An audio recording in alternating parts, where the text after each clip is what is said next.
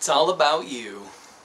I was going to call this something like Beyond Social Engineering, but I try to keep in mind what's going to get more clicks in terms of titles.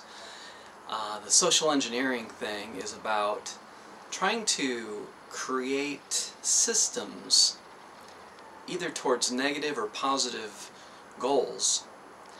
And I believe that individual karma is something that's playing out all the time.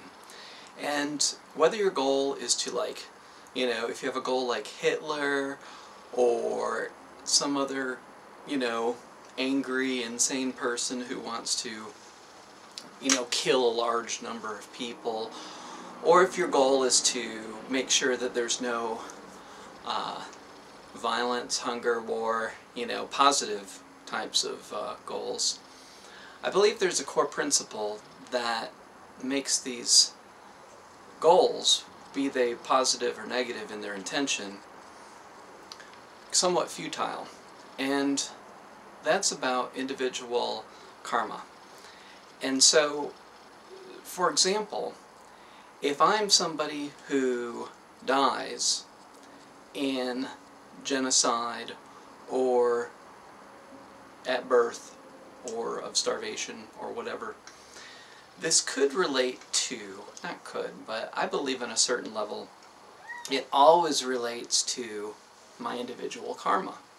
One of the hardest concepts to grasp in spiritual study, I believe, is this idea of there are no victims and there are no victimizers. There are just lessons and roles being played out. Because the times that I felt like a victim in this life, they all have related to my individual lessons. For example, I went through an experience in 1998 where I felt very betrayed by friends and family. And yet, at the same time, this was the only kind of thing that could have happened. As uncomfortable as it was kind of lame intervention for something that wasn't a problem for me, and that's something that I wasn't doing.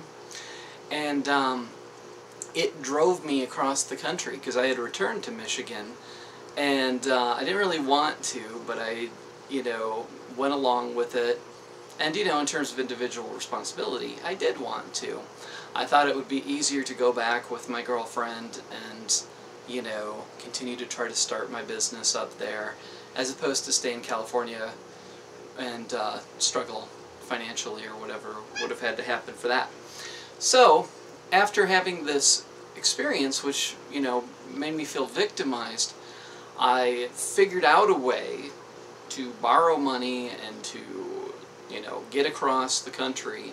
I went back to Arizona, and I wouldn't have done it if the people around me would have acted in the way that I would have preferred for them to act. I would have settled in, got comfortable. But sometimes we need a jolt to our life. And what about the people that kill? Like, because of anger, or because of power, or because of revenge, or, these kinds of motives in this life. Where are they going to be reincarnated into if there are no victims in the world in which they are reincarnated into?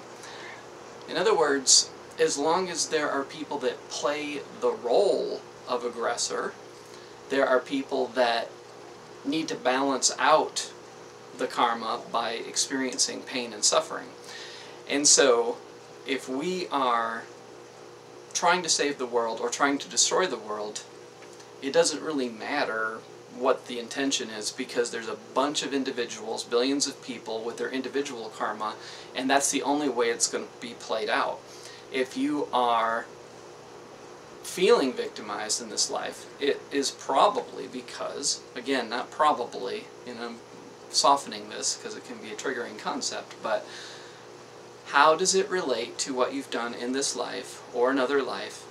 And it can be scary to think, well, if I was horrible in another life, then I'm just going to experience suffering in this life, and I'm going to experience a lot of pain. But there is a way out, and that is burning off your karma. Pay attention to your negative tendencies, own them, and become conscious of what you're doing to harm energetically others, and begin to change that process and become a person who is more conscious, and that'll stop the punishment, that'll stop the suffering. But no matter what your intentions are, if other people have karma they need to burn off, that's their responsibility.